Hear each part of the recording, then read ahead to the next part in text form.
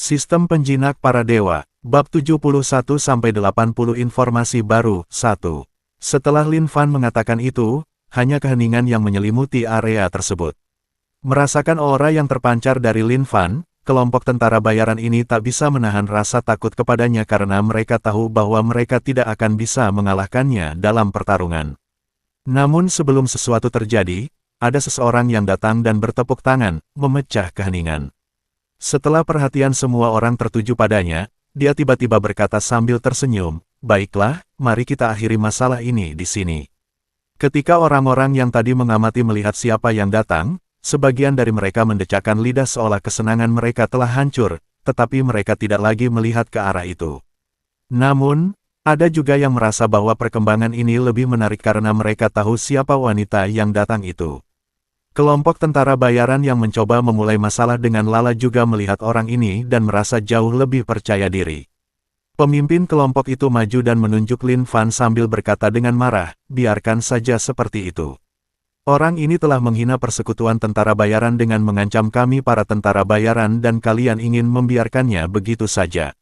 Aku menuntut agar kami menerima ganti rugi darinya." Kemudian setelah mengatakan itu, matanya beralih ke Lala dengan tatapan mesum sambil berkata, "Jika dia mau ikut bersama kami, maka kita bisa anggap impas." Lin Fan menyipitkan matanya ketika mendengar ini dan tatapan dingin muncul di wajahnya. Saat itu terjadi, sang pemimpin merasakan hawa dingin menjalar di punggungnya yang memaksanya mundur selangkah. Wanita yang datang menghampiri itu menghela napas, lalu menggelengkan kepalanya sebelum berkata, "Tuan Muda Lin, mohon jangan hiraukan mereka. Mereka adalah preman terkenal yang pernah membuat masalah sebelumnya, serahkan saja mereka kepada saya." Lin Fan terkejut mendengar wanita itu berbicara langsung kepadanya, tetapi mendengar nada tulus dalam suaranya, dia memilih untuk mendengarkannya. Lagi pula, tidak baik baginya untuk membuat terlalu banyak keributan di sini.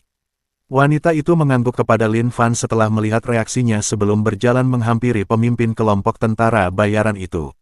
Matanya menyapu seluruh tubuh pria itu sebelum berkata, "Kompensasi.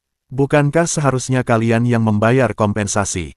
Pemimpin kelompok itu terkejut ketika mendengar hal itu, tetapi kemudian ia tersadar dan bertanya, "Apa maksudmu? Kami adalah tentara bayaran yang terdaftar di persekutuan tentara bayaran dan kalian melindungi orang luar seperti ini." Lalu suaranya sedikit berubah gelap saat dia berkata, "Apakah persekutuan tentara bayaran yakin ingin bertindak seperti ini? Jika ini diketahui, itu akan menjadi pukulan besar bagi prestise persekutuan tentara bayaran." Wanita itu menggelengkan kepalanya lalu berkata dengan senyum tak berdaya, "Siapa yang memberitahumu bahwa mereka orang luar?" Pemimpin kelompok itu sekali lagi terkejut mendengar hal ini, dan berkata dengan suara tercengang, "Apa maksudmu?" Wanita itu menoleh dan mengangkat tangannya untuk memberi isyarat kepada Lin Fan sebelum berkata, "Tuan Muda Lin ini juga seorang tentara bayaran terdaftar, tetapi tidak seperti kalian semua, dia adalah tentara bayaran peringkat B." Kemudian setelah jeda, dia berkata dengan suara dingin, "Dia bukan seseorang yang bisa dibandingkan dengan tentara bayaran peringkat D seperti kalian." Ketiga anggota kelompok tentara bayaran itu menatap Lin Fan dengan terkejut saat pemimpin mereka tergagap, "Tentara bayaran peringkat B. Dia, seorang tentara bayaran peringkat B. Mereka tahu bahwa mereka telah melakukan kesalahan. Sama seperti di organisasi manapun, terdapat hierarki. Tentara bayaran peringkat D tidak dianggap terlalu rendah dalam hierarki, tetapi mereka jelas rendah jika dibandingkan dengan tentara bayaran peringkat B. Bagi seorang tentara bayaran peringkat D untuk melawan tentara bayaran peringkat B seperti ini sama saja dengan seorang manajer melawan kepala departemen. Tidak diragukan lagi akan ada konsekuensinya. Kelompok tentara bayaran itu tentu saja mengetahui hal ini, jadi pikiran pemimpin mereka langsung berubah sebelum berkata, "Aku sama sekali tidak percaya bahwa orang ini adalah tentara bayaran peringkat B, bagaimana kau bisa membuktikannya?" Ini adalah satu-satunya harapan yang bisa dia raih saat itu. Meskipun kemungkinannya kecil, selama Lin Fan tidak membawa lisensi tentara bayarannya, dia tidak akan bisa membuktikan apapun. Pada saat itu, dia bebas mengatakan apapun yang dia inginkan karena tidak ada bukti.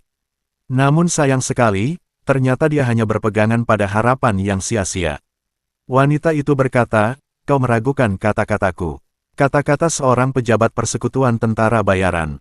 Pemimpin itu mengabaikan hal tersebut dan berkata, "Selama tidak ada bukti, siapa yang tahu apa yang sebenarnya terjadi. Kau bisa jadi. Namun sebelum dia menyelesaikan kata-katanya, Lin Fan terbatuk untuk memotong pembicaraannya, menarik perhatian semua orang kepadanya. Lin Fan dengan santai mengeluarkan benda berbentuk persegi panjang dari sakunya dan mengangkatnya ke arah semua orang sebelum berkata, apakah ini yang kalian cari? Saat mereka melihat benda di tangan Lin Fan, mereka langsung menunjukkan ekspresi yang berbeda. Wanita itu memperlihatkan senyum sementara kelompok tentara bayaran itu tampak seperti sedang sekarat. Lagi pula, benda yang ada di tangan Lin Fan adalah surat izin tentara bayarannya. Ini adalah sepotong perak berbentuk persegi panjang yang memiliki beberapa tulisan di atasnya. Begitu seorang tentara bayaran menjadi tentara bayaran peringkat B, lisensi tentara bayaran yang mereka terima berubah dari selembar kertas biasa menjadi selembar perak berukir ini. Konon juga, begitu seseorang menjadi tentara bayaran peringkat A, lisensi tentara bayaran mereka akan berubah menjadi selembar emas. Lin Fan memperoleh lisensi tentara bayaran peringkat B ini selama masa ia mencari nafkah. Dengan semua misi peringkat B yang dia ambil, dia telah mengumpulkan cukup poin untuk mendapatkan kenaikan peringkat resmi menjadi tentara bayaran peringkat B. Begitu lisensi tentara bayaran peringkat B ini dikeluarkan, kelompok tentara bayaran itu tidak bisa berkata apa-apa. Pemimpin itu ingin mengatakan sesuatu, tetapi wanita itu memotongnya dengan berkata, karena satu-satunya argumenmu telah dibantah, kurasa tidak perlu melanjutkan ini lagi. Mulai saat ini, kau dan kelompokmu dikeluarkan dari persekutuan tentara bayaran dan lisensimu telah ditangguhkan. Kemudian setelah jeda, dia menambahkan seolah-olah tiba-tiba terpikirkan, kalian juga akan kehilangan hak untuk mengajukan lisensi lain selama sisa hidup kalian. Kata-kata terakhir yang diucapkannya bagaikan paku terakhir di peti mati bagi kelompok tentara bayaran ini. Mereka tidak mau menyerah dan ingin berdebat sedikit lagi, tetapi wanita itu menjentikkan jarinya dan menyuruh beberapa staf menarik mereka keluar. Setelah urusan itu selesai, dia melambaikan tangannya kepada Lin Fan dan Lala untuk mengikutinya sebelum menuju ke bagian belakang persekutuan tentara bayaran. Lin Fan tidak langsung mengikuti karena ia melihat Lala, tetapi melihat tatapan yang diberikan Lala kepadanya yang menunjukkan bahwa ia baik-baik saja, ia pun mengikuti wanita itu dari belakang. Wanita itu membawa mereka ke lantai 2 persekutuan tentara bayaran dan ke sebuah ruangan kosong. Ekspresi wajahnya baru berubah setelah pintu ditutup, dan perubahan itu tak terduga oleh Lin Fan. Alih-alih terlihat serius, dia mendekati Lala. Dengan ekspresi khawatir dan bertanya, Lala, kamu baik-baik saja. Jangan hiraukan orang-orang bodoh itu. Lala awalnya terguncang, tetapi setelah Lin Fan memegang bahunya, dia mulai pulih. Begitu mereka sampai di ruangan ini, dia sudah kembali seperti dirinya yang biasa. Dia berkata kepada wanita itu, kakak, aku baik-baik saja. Lalu dia menoleh ke Lin Fan dan berkata, Lin Fan, ini kakak Xia Mei. Dia kepala resepsionis di cabang persekutuan tentara bayaran kota Inferno. Lin Fan bingung dan bertanya, kepala resepsionis. Lala menjelaskan, kepala resepsionis adalah orang yang mengelola para resepsionis dan merekrut resepsionis baru. Jadi tidak seperti resepsionis biasa, mereka dianggap sebagai pejabat dari persekutuan tentara bayaran yang benar-benar memiliki kekuasaan. Sebagai catatan tambahan, kakak Tian-Tian adalah kepala resepsionis di cabang kami. Xia Mei mengangguk sebelum berkata, adik perempuan Lala, Tian-Tian, dan aku dulu bekerja bersama saat kami masih menjadi tentara bayaran, itulah sebabnya kami sangat dekat. Lin Fan berusaha menahan keinginan untuk mengajukan pertanyaan yang ada di benaknya mengenai usia mereka, karena dia tahu itu akan menjadi pertanyaan terburuk untuk diajukan dalam situasi ini. Xia Mei tidak menyadari hal itu saat dia berkata kepada Lala, adikku, ibu sudah mendengar tentang apa yang terjadi pada keluargamu. Apakah kamu baik-baik saja? Lala menunjukkan ekspresi sedih, tetapi kemudian dia menoleh ke arah Lin Fan sebelum kembali tersenyum, aku baik-baik saja sekarang. Xia Mei awalnya terkejut melihat senyum itu, tetapi kemudian dia menatap Lin Fan sambil tersenyum dan berkata, sepertinya kau pria yang hebat. Aku bahkan tertarik padamu. Lalu setelah terdiam sejenak, dia berkata sambil menghela napas, sayang sekali kau sudah menjadi pacar adikku Lala. Lala terkekeh sebelum berkata, kakak, apakah kakak tertarik? Xia Mei terkejut mendengar itu sebelum bertanya, kamu tidak keberatan? Lala menggelengkan kepala dan menghela napas sebelum berkata, aku mau, tapi dia sudah pernah bersama perempuan lain sebelumku, jadi apa lagi yang bisa kukatakan? Kemudian dia tersenyum dan berkata, "Yah, dia cukup kuat dan cukup baik bagi kami sehingga kami tidak keberatan." Xia Mei sekali lagi terkejut, tetapi kemudian dia mengubah topik pembicaraan dengan berkata sambil batuk, "Mengesampingkan itu, saya punya beberapa informasi yang Tian ingin saya sampaikan kepada Anda." Lin Fan awalnya terkejut mendengar hal ini, tetapi setelah memikirkannya, dia menyadari bahwa itu tidak terlalu aneh. Lagi pula, ada banyak perubahan di Inferno City, jadi wajar jika situasi lelang pun berubah. Jika memang demikian, wajar jika Tian ingin mengirimkan beberapa informasi kepada mereka. Setelah memikirkannya matang-matang, Lin Fan bertanya, apakah terjadi sesuatu dengan lelang itu? Xia Mei menunjukkan ekspresi terkejut yang dengan cepat berubah menjadi kekaguman saat dia berkata, "Tidak buruk, kau cukup pintar." Kemudian dia mengangguk sebelum berkata, "Ini memang terkait dengan lelang. Kamar Dagang Bela Diri 1 telah merilis informasi baru yang menimbulkan kehebohan." Lin Fan dan Lala sama-sama menunjukkan ekspresi bingung, namun tertarik sambil menunggu Xia Mei melanjutkan. Namun, Xia Mei tidak mengatakan apapun saat dia berdiri dan menuju ke lemari di samping. Dia meraih ke dalam lemari untuk mengambil selembar kertas yang kemudian dibawanya kembali dan diletakkan di atas meja sebelum duduk kembali tanpa mengucapkan sepatah kata pun. Lin Fan mengangkat alisnya karena penasaran, tetapi dia mengambil kertas itu dan memeriksanya bersama Lala. Di selembar kertas itu hanya ada sebuah gambar, yaitu gambar batu dan tidak ada yang lain. Ini adalah batu bundar yang sangat halus, sehingga tampak hampir terlalu sempurna. Namun, ketika Lin Fan melihatnya lebih dekat, dia tak kuasa bertanya, apakah ini telur? Benar sekali, benda yang ada di gambar itu bukanlah batu, melainkan telur. Terdapat banyak garis yang tampak membentuk pola di permukaan batu tersebut, yang memperjelas bahwa itu adalah telur dan bukan hanya batu biasa. Xia Mei mengangguk sebelum berkata, "Benar, ini adalah."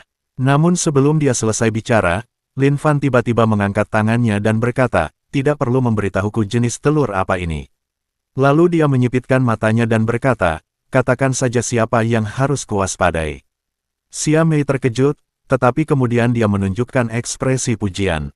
Lin Fan cerdas, dia tahu bahwa jika dia terlibat dalam hal seperti ini, tidak akan ada keuntungan baginya. Dia sudah cukup sibuk menangani kemungkinan murid sekte dalam dari satu sekte, dan jika dia harus menangani lebih dari itu, dia yakin dia tidak akan mampu mengatasinya. Jadi langkah terbaik di sini adalah mengetahui sesedikit mungkin untuk memastikan dia tidak terlibat dalam masalah ini. Xia Mei mengangguk sebelum berkata, "Baiklah, jika itu yang kamu inginkan." Dia mengambil kembali foto itu dan kemudian berkata, "Tidak banyak orang yang perlu kamu waspadai, tetapi aku bisa memberitahumu bahwa jika ada seseorang dari lantai 2 yang mengajukan penawaran, kamu sebaiknya jangan terus menawar barang yang mereka inginkan. Orang-orang dari lantai 2 semuanya VIP, jadi kamu seharusnya tahu apa artinya itu." Lin Fan mengangguk sebagai tanggapan sebelum mengganti topik dengan bertanya, "Bolehkah saya bertanya sesuatu?" Saat mengatakan itu, dia menoleh ke Lala. Baik Lala maupun Xia Mei terkejut melihat ini, tetapi kemudian Lala berkata, "Apa ini?" Lin Fan bertanya, "Mengapa mereka memanggilmu gadis gorila?" Lala sekali lagi terkejut dengan hal ini dan dia sedikit menunduk karena malu. Lin Fan tentu tahu bahwa ini adalah hal terburuk yang bisa dia minta darinya dalam situasi ini, tetapi dia juga tahu bahwa dia harus melakukannya atau dia tidak akan pernah bisa mengatasi trauma yang jelas-jelas sedang dialaminya. Terkadang, lebih baik bersikap langsung. Xia Mei juga mengetahui hal ini, itulah sebabnya dia memilih untuk tetap diam. Setelah terdiam cukup lama, Lala mendongak dan berkata, "Yah, kau sudah pernah melihat kekuatanku sebelumnya. Dulu, saat aku masih menjadi tentara bayaran, ada beberapa orang yang takut dengan kekuatan ini, dan kemudian mereka." Lin Fan mengangguk karena mengerti maksudnya, tetapi kemudian berkata sambil tersenyum, "Mereka benar-benar buta, ya." Baik Lala maupun Xia Mei terkejut mendengar hal ini. Lin Fan menatap mereka dan berkata dengan senyum yang sama, "Orang yang bahkan tidak bisa mengenali malaikat seperti kalian hanya bisa dianggap buta, bukan begitu?" Namun Lala berkata, "Tapi, kau sudah melihat kekuatanku. Apa kau benar-benar yakin tentang ini?" Lin Fan mengulurkan tangan untuk memegang wajah Lala agar gadis itu menatapnya sebelum berkata, "Kamu seharusnya tidak terlalu meragukan diri sendiri." Lala menatap langsung ke mata Lin Fan dan melihat tatapan tulus di dalamnya, dia tak kuasa menahan diri untuk menoleh sambil merona. Lala tersentuh oleh kata-katamu. Kasih sayangnya meningkat 10 kali lipat. Xia Mei merasa canggung menjadi orang ketiga dalam situasi ini, tetapi dia juga senang untuk Lala. Dia sudah lama menganggap gadis ini sebagai adik perempuannya dan dia tahu tentang apa yang telah terjadi di masa lalu, jadi dia hanya senang melihat seseorang yang menyayanginya seperti ini. Dia tidak lupa mengatakan kepada Lin Fan, jika kamu melakukan sesuatu yang membuatnya tidak bahagia, aku akan menjagamu. Kamu dengar aku. Lin Fan hanya mengangguk dengan senyum canggung di wajahnya. Setelah menyelesaikan urusan mereka di persekutuan tentara, bayaran, tidak banyak yang perlu mereka lakukan, jadi mereka hanya berjalan-jalan di sekitar kota sebelum bertemu dengan Xiao Yue dan Yue Lan untuk makan malam. Namun setelah makan malam, saat itulah Lala mengambil inisiatif. Karena mereka bukan berasal dari kota ini, tentu saja mereka tidak memiliki tempat tinggal di sini dan hanya bisa menginap di penginapan. Mereka sebenarnya bisa saja tinggal di kamar single karena letaknya sudah cukup berdekatan, tetapi Lala meyakinkan mereka berdua untuk menyewa kamar lain. Mereka berdua tentu tahu apa yang dipikirkan Lala, tetapi mereka setuju setelah mendengar tentang apa yang terjadi hari ini di persekutuan tentara bayaran. Saat tiba waktunya tidur, Lala berpakaian berbeda dari biasanya.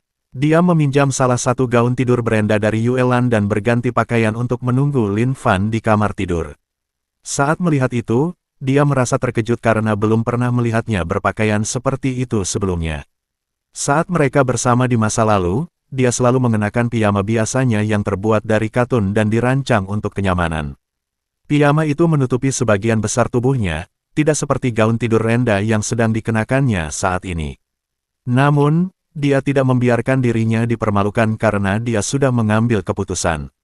Sebelumnya, meskipun mereka tidur bersama di malam hari, dia belum pernah melakukan hubungan seksual sepenuhnya. Paling banter, dia menggunakan tangan, mulut, atau bahkan dadanya untuk membantu Lin Fan mengurangi tekanan, tetapi dia tidak pernah membiarkan Lin Fan memegang bagian bawah tubuhnya. Namun, akhirnya hari ini dia bersedia untuk melakukannya sampai tuntas. Namun, meskipun dia bersedia melakukan semuanya, bukan berarti jantungnya tidak berdebar kencang. Bagaimanapun, ini adalah pengalaman pertamanya, jadi mustahil baginya untuk tidak gugup. Terutama karena dia tahu betapa hebatnya Lin Fan. Sekadar membayangkan benda itu masuk ke dalam tubuhnya saja sudah cukup membuatnya takut. Namun Lin Fan sangat lembut padanya saat dia memegang pinggangnya untuk mengatur posisi sebelum perlahan bergerak maju. Saat benda kerasnya perlahan memasuki dirinya, dia merasakan sakit yang datang pada awalnya, tetapi kemudian rasa sakit itu perlahan berubah menjadi kenikmatan. Saat kenikmatan itu menghampirinya, dia tak kuasa menahan erangan lembut yang langsung membangkitkan gairah di dalam diri Lin Fan.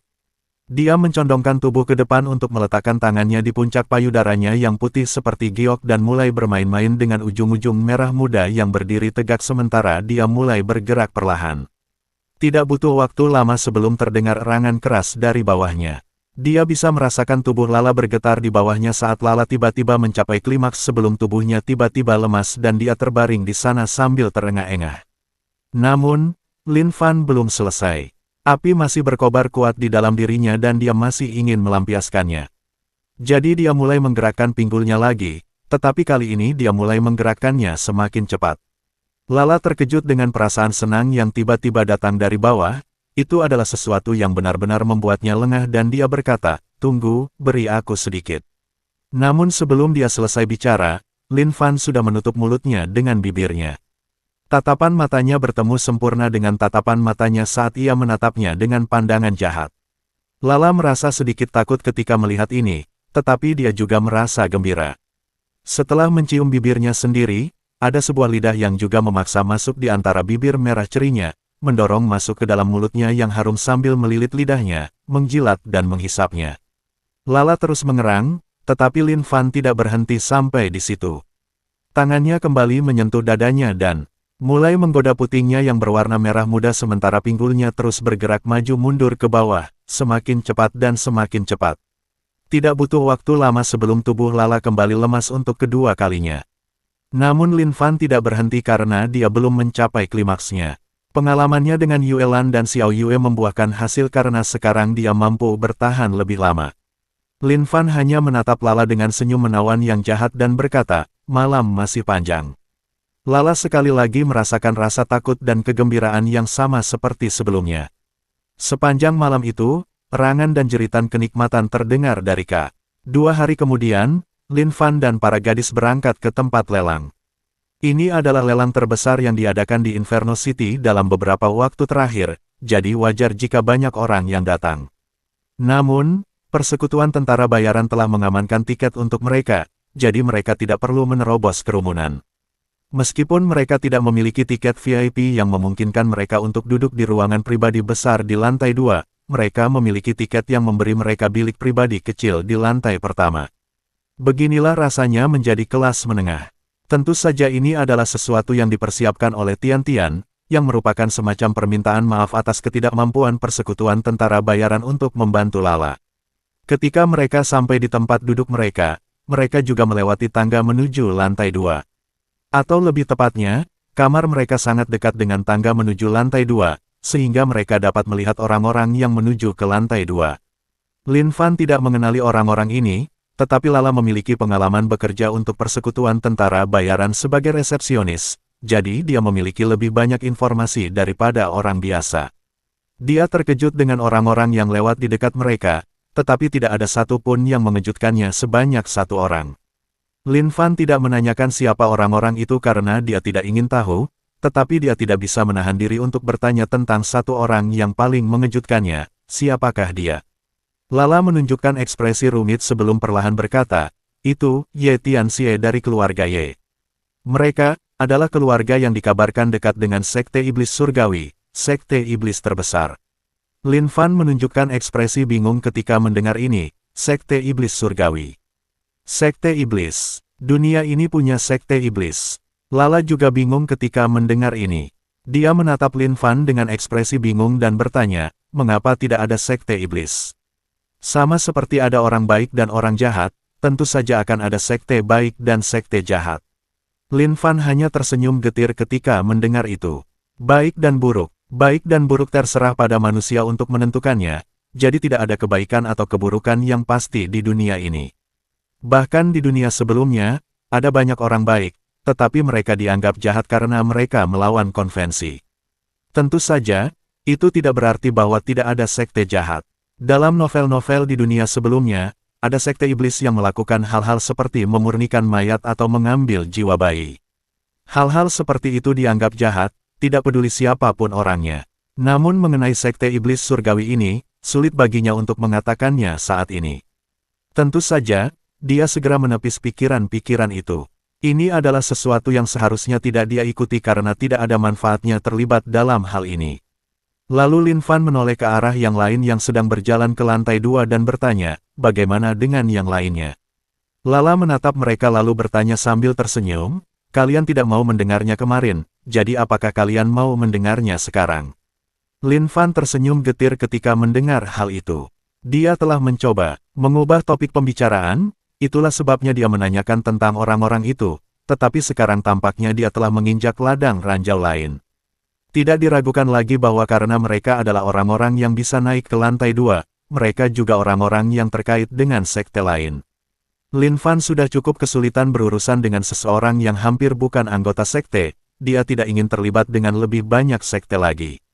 Lalu dia menggelengkan kepalanya dan berkata, tidak, lupakan saja ini. Lala mengangguk sebelum duduk di bilik pribadi mereka, tak lagi memperhatikan orang-orang yang menuju ke lantai 2. Namun, meskipun tempat ini disebut bilik, ada lebih dari cukup ruang di sini bagi mereka berempat untuk duduk dengan nyaman. Bahkan ada layanan makanan yang disediakan, meskipun hanya berupa camilan dan minuman sederhana. Namun demikian, kenyamanan yang diberikan jauh melebihi apa yang Lin Fan harapkan. Sepertinya dia telah meremehkan seberapa besar kamar dagang bela diri satu itu. Masih ada waktu setengah jam lagi untuk menunggu sebelum lampu akhirnya diredupkan di aula. Setelah lampu diredupkan, muncul lampu sorot di bagian paling depan aula tempat panggung berada. Di bawah sorotan lampu itu, tampak seorang wanita cantik yang perlahan-lahan berjalan menuju panggung. Dia tidak bergerak terlalu cepat dan tidak terlalu lambat, dia bergerak dengan kecepatan yang tepat sehingga semua orang bisa menikmati goyangan pinggulnya. Harus diakui bahwa cara dia bergerak memang sangat memukau. Bahkan Lin Fan pun tak bisa menahan diri untuk duduk di ujung kursinya dan menatapnya saat ia naik ke panggung, tetapi itu tidak berlangsung lama. Ada 3 tangan yang mencubitnya dari 3 arah berbeda. Saat merasakan sakit akibat dicubit, dia mengangkat tangannya tanda menyerah dengan senyum getir tipis di wajahnya. Setelah wanita cantik itu sampai di tengah panggung, dia mengambil mikrofon dari staf di sampingnya dan mendekatkannya ke mulutnya untuk berkata, "Halo semuanya dan selamat datang di lelang kamar dagang Wan Martial kami. Saya ingin mengucapkan terima kasih kepada semua orang yang telah meluangkan waktu dari jadwal sibuk mereka untuk datang ke lelang kami hari ini." Setelah mengatakan itu, dia mencondongkan tubuh ke depan untuk mencium semua orang. Pada saat yang sama, tangannya disilangkan di depan dadanya, mengangkat payudaranya, memberikan pandangan yang jelas kepada semua orang. Dia adalah seseorang yang jelas tahu bagaimana memanfaatkan kecantikannya, tetapi hal itu juga berbahaya dalam arti tertentu. Begitu dia melakukan itu, sorak-sorai tak terhitung jumlahnya terdengar dari kerumunan. Bahkan ada orang-orang yang mengangkat papan tanda dan kipas bertuliskan namanya. Jelas bahwa orang-orang ini adalah penggemarnya dan datang ke lelang ini hanya untuk melihatnya. Wanita cantik itu melambaikan tangan kepada mereka sebelum melanjutkan berbicara. "Nama saya Mei Mei dan saya akan menjadi pembawa acara lelang hari ini." Dia mengangkat satu tangan dan tampak bersemangat sebelum berkata dengan suara antusias, "Apakah semuanya sudah siap?" Sorakan kembali terdengar dari penonton, tetapi kali ini lebih meriah dibandingkan sebelumnya. Lin Fan tak kuasa menahan diri untuk berpikir bahwa ini seperti konser idola ketika melihat ini. Namun, lelang setelah itu cukup profesional. Bagian awalnya hanya dilakukan untuk meningkatkan antusiasme penonton agar mereka menawar lebih tinggi. Lagi pula, alkohol dan kecantikan adalah cara terbaik untuk membuat orang kehilangan kendali atas diri mereka sendiri. Setelah perkenalan, Mei Mei tak membuang waktu untuk mengeluarkan barang pertama. Barang pertama yang kita miliki hari ini adalah inti binatang dari Raja Ular Piton Api. Ular itu baru saja dibunuh seminggu yang lalu dan begitu kami menerimanya, kami tahu bahwa itu harus menjadi barang pembuka lelang kami hari ini. Mei Mei memperkenalkan barang tersebut dengan profesional sebelum menambahkan, "Tentu saja, saya merasa akan lebih baik lagi jika inti binatang ini digunakan untuk menghiasi gaun pengantin saya." Setelah mengatakan ini, dia mengedipkan mata lagi kepada kerumunan yang langsung membuat mereka kembali heboh. Setelah kerumunan tenang, Mei Mei melanjutkan dengan profesional. "Harga penawaran awal untuk barang ini adalah 500 koin emas dan setiap kenaikan harga minimal 50 koin emas. Jika Anda tertarik dengan barang ini, silakan ajukan penawaran Anda sekarang." Begitu suaranya berhenti, orang-orang langsung mengajukan penawaran mereka. 500, 550, 600. Harga terus naik hingga mencapai sekitar 1000 koin emas, di mana pada titik itu jumlah penawaran tidak sebanyak sebelumnya. Namun, memang begitulah keadaannya karena itu adalah nilai sebenarnya dari inti monster tersebut. Raja Ular Api adalah binatang spiritual alam pengumpul Ki ketiga, jadi nilai inti binatang ini awalnya hanya sekitar 700 koin emas. Namun, karena kelangkaannya dan betapa sulitnya mengalahkan Raja Ular Api karena biasanya dikelilingi oleh ular api lainnya, hal ini mendorong harganya menjadi sekitar 1000 koin emas. Bahkan di lelang tersebut, sedikit lebih dari 1000 koin emas sudah dianggap sebagai harga tertinggi yang bersedia dibayar oleh kebanyakan orang. Jadi, tidak mengherankan jika penawaran melambat setelah mencapai 1000 koin emas. Hanya ada 2 orang yang masih bersaing untuk penawaran ini dan tampaknya keduanya tidak mau menyerah. Sayang sekali salah satu dari mereka kehabisan uang sebelum yang lainnya. 1150 koin emas akan diberikan 2 kali. Mei Mei sengaja memperlambat panggilannya ketika melihat ekspresi ragu-ragu di wajah lawan bicaranya, tetapi dia juga bisa tahu bahwa orang ini tidak akan mengajukan penawaran lagi. Jadi pada akhirnya, dia akan mengakhiri lelang pertama ini dengan memberikan panggilan ketiganya. Namun sebelum dia sempat berkata apapun, terdengar suara rendah dari lantai 2, 2000 koin emas. Semua orang terkejut mendengar suara itu berasal dari lantai 2. Namun, Mei Mei adalah orang pertama yang tersadar dan berkata, "Kami baru saja menerima tawaran sebesar 2000 koin emas untuk inti binatang Raja Ular Api ini. Apakah ada orang lain yang ingin mengajukan tawaran lain?" Sambil berkata demikian, dia juga menatap orang yang sebelumnya menjadi penawar tertinggi. Penawar tertinggi sebelumnya itu tidak memandanginya, juga tidak melihat ke lantai 2 tempat suara itu berasal. Orang itu hanya menundukkan kepala setelah terkejut oleh suara yang tiba-tiba datang dari lantai 2, seolah-olah dia takut menarik perhatian. Mei Mei tentu saja mengetahui alasannya, jadi dia tidak membuang waktu untuk menyelesaikan 3 hitungannya dan menjual barang ini kepada orang di lantai 2. Lagi pula, sangat kecil kemungkinannya ada orang lain yang akan mengajukan penawaran setelah penawaran datang dari lantai 2. Di ruang VIP di lantai 2. Ada seorang gadis manis yang bersandar di lengan pemuda yang duduk di sofa dan bertanya, "Mengapa kau membuang-buang uang untuk hal seperti ini? Jika kau benar-benar menginginkannya, kau bisa saja menyewa tentara bayaran untuk mencarikannya untukmu atau mencari yang lebih murah melalui persekutuan pedagang." Pemuda itu mengangkat bahu sebelum berkata, "Kita sudah di sini, jadi kenapa tidak?" Kemudian setelah menyipitkan matanya, dia menambahkan, "Aku bisa merasakan sesuatu yang istimewa dari inti binatang buas ini, jadi mungkin ini akan menjadi sesuatu yang istimewa." Gadis cantik itu menatap inti monster Raja Ular Piton Api di atas panggung dan tak kuasa mengerutkan alisnya sambil berkata, "Aku sama sekali tidak merasakan sesuatu yang istimewa darinya." Pemuda itu menepuk kepala gadis manis itu sebelum berkata, "Jangan khawatir, kebanyakan orang tidak akan bisa merasakannya." Gadis manis itu mengerucutkan bibirnya ketika mendengar ini dan merajuk sebentar sebelum berkata dengan suara yang lebih serius, "Jangan lupa apa tujuan kita di sini. Jika kamu menghamburkan semua uang kita seperti ini dan tidak mendapatkan barang yang ayah inginkan, jangan salahkan aku jika dia menghukummu." Pemuda itu hanya berkata sambil tersenyum santai, "Yao kami adalah yang paling lucu." Gadis manis itu tak bisa lagi menyembunyikan ekspresi marahnya setelah mendengar itu. Ia mendengus pelan sebelum menoleh, sementara rona merah samar muncul di pipinya. Ia juga bergumam pada dirinya sendiri, "Kau hanya punya mulut manismu itu." Pemuda itu hanya menatapnya dengan senyum yang sama. Setelah beberapa saat, gadis manis itu tiba-tiba mendekat dan membiarkan dirinya beristirahat di pelukannya. Pada saat yang bersamaan, terdengar ketukan di pintu sebelum salah satu pelayan membukanya dan memperlihatkan seorang anggota staf yang membawa sebuah kotak. Anggota staf itu melangkah maju sebelum berlutut dan menyerahkan kotak itu sambil berkata, "Tuan Muda Seng, ini barang yang Anda beli." Pemuda yang dipanggil Tuan Muda Seng itu hanya melambaikan tangannya kepada staf tersebut tanpa menjawab. Staf itu kemudian menyerahkan barang tersebut kepada pelayan yang berada di sampingnya.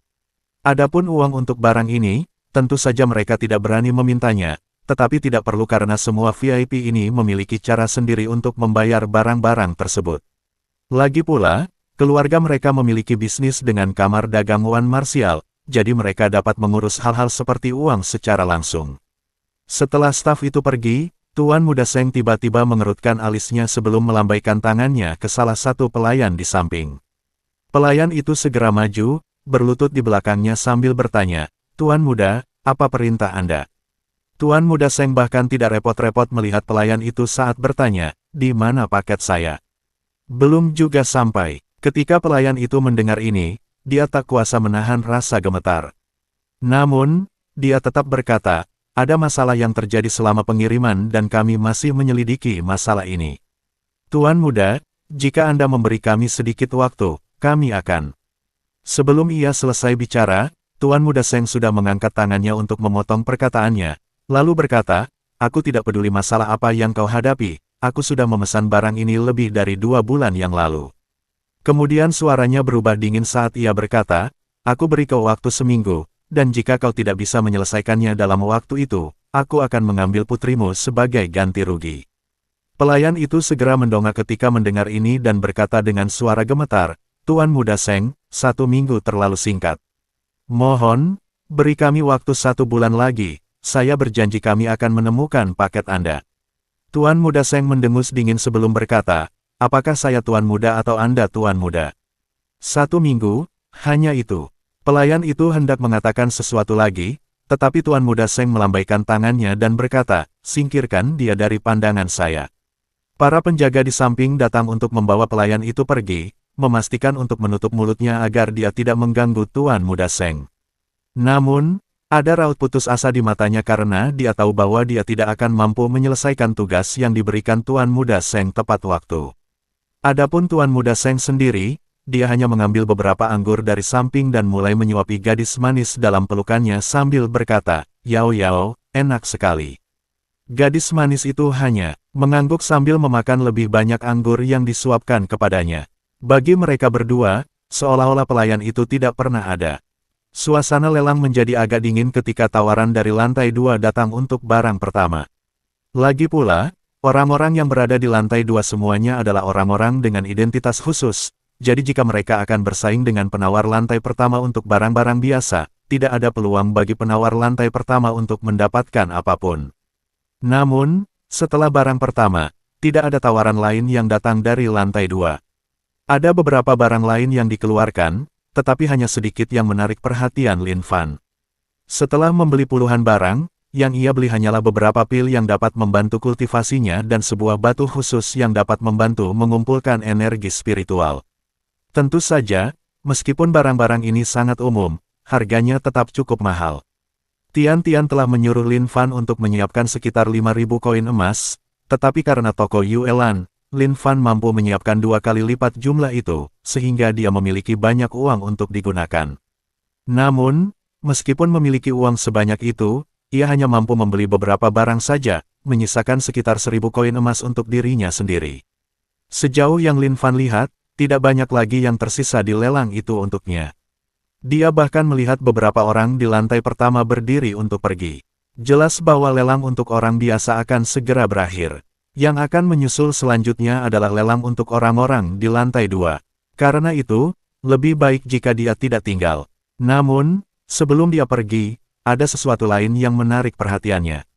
Mei awalnya bersikap normal, tetapi ketika tiba saatnya memperkenalkan produk, suaranya sedikit ragu-ragu saat ia berkata, barang selanjutnya yang akan kami lelang agak istimewa.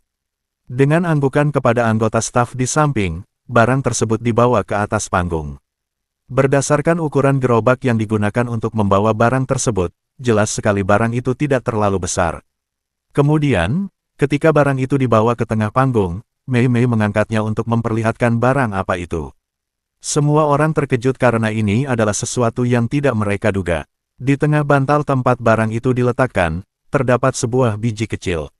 Itu bukanlah sesuatu yang istimewa karena tidak memancarkan energi spiritual apapun dan penampilannya pun biasa saja. Bagaimanapun dilihatnya, ini hanyalah benih biasa.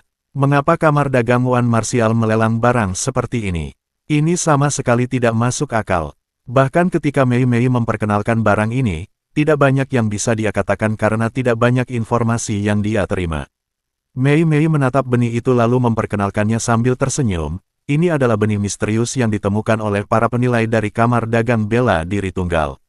Benih ini berisi tanaman yang tidak dikenal, tetapi para penilai dari kamar dagang bela diri tunggal yakin bahwa ini bukanlah tanaman biasa. Hanya itu yang bisa dia katakan, tetapi itu lebih baik daripada deskripsi yang diberikan kepadanya yang hanya menyebutkan benih tanaman misterius. Tentu saja, tidak seorang pun di antara kerumunan itu yang tertipu oleh hal ini. Meskipun benih ini berbeda dari apapun yang pernah mereka lihat sebelumnya, mereka tahu bahwa itu bukanlah sesuatu yang istimewa. Itu hanyalah kata-kata kosong yang diucapkan oleh kamar dagang bela diri tunggal untuk mencoba menjual benih ini. Namun ada seseorang yang langsung terkejut saat melihat benih itu. Ketika mata Lin Fan tertuju pada benih itu, dia menggunakan mata penilaiannya seperti yang telah dia lakukan pada setiap barang yang telah dikeluarkan.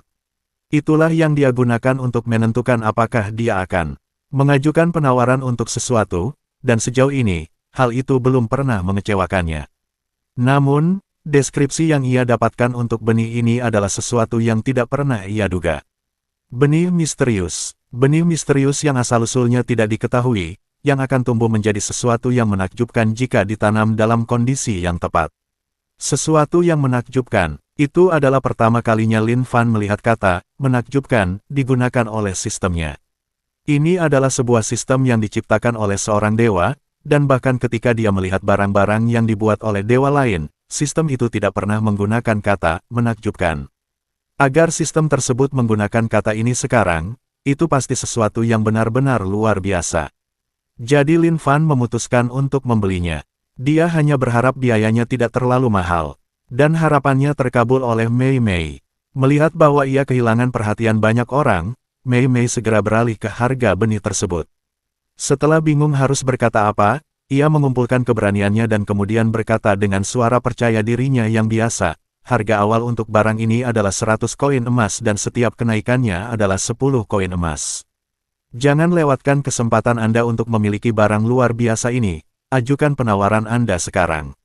Namun setelah suaranya terhenti, yang ia temui hanyalah keheningan.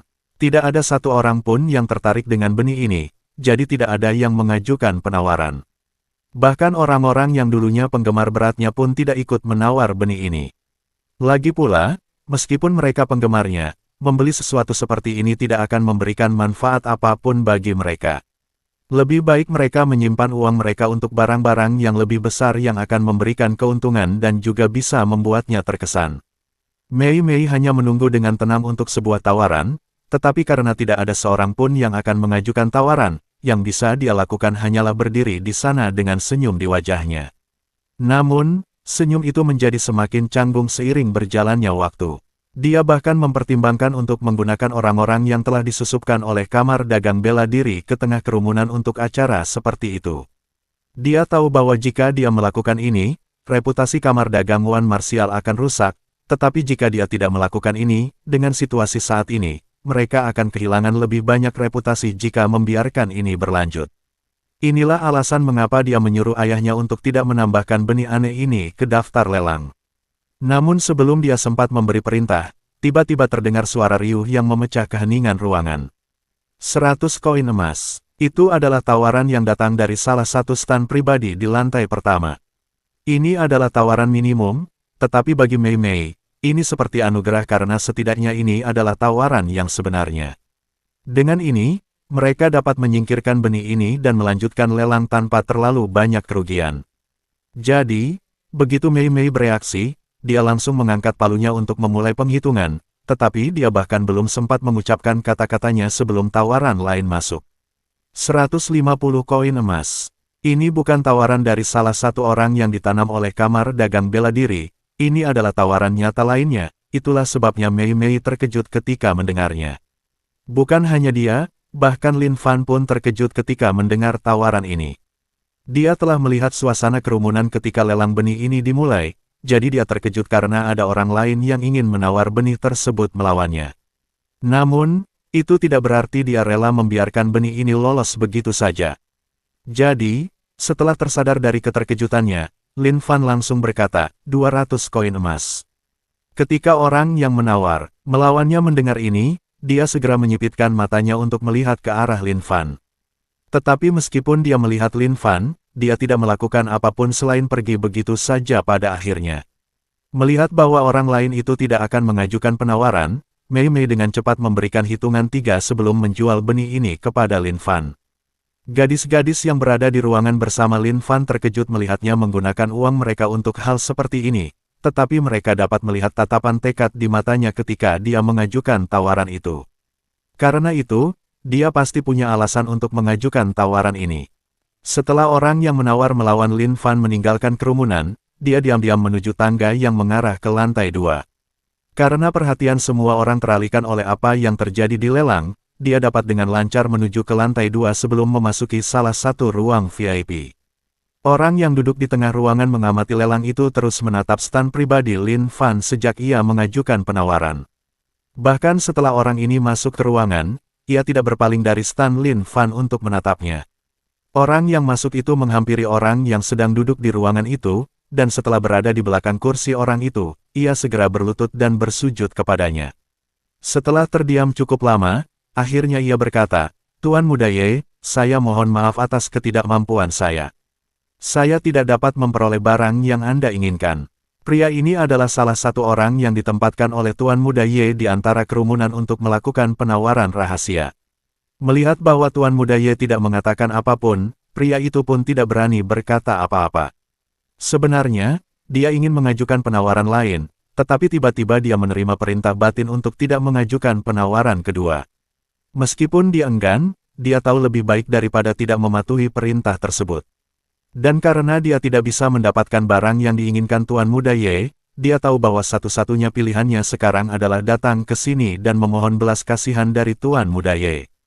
Dia sudah mendengar tentang apa yang terjadi pada orang-orang yang mengecewakan Tuan Muda Ye dan dia tidak berniat menjadi korban berikutnya. Namun dia tidak bisa berkata apa-apa karena Tuan Muda Ye tidak pernah mengatakan apapun.